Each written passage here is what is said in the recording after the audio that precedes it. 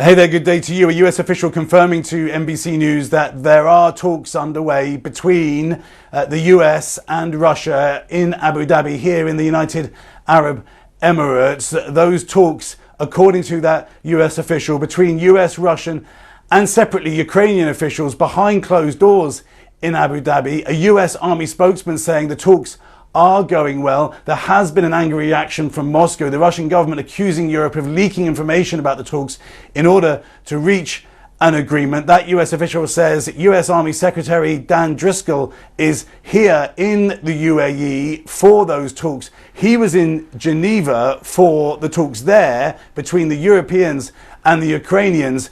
At that meeting, a 28-point plan put together by the Trump administration that was criticized for having very few compromises on the Russian side, that was adapted and changed. Now there is a new plan, and we assume that that is being discussed with the Russians. The Secretary of Ukraine's National Security Council saying we expect to arrange Zelensky's visit to the US as soon as possible, suggesting it could happen in November. So of course that's by the end of this week to, quote, finalize the last points of the deal. But some of the issues in all this that the Europeans and Ukrainians will have pushed for will have been that Ukraine is allowed to determine its own territory and its security, and that will contradict some of the demands by the Russians. So the question remains, with President Trump's Thanksgiving deadline looming, is there going to be a deal?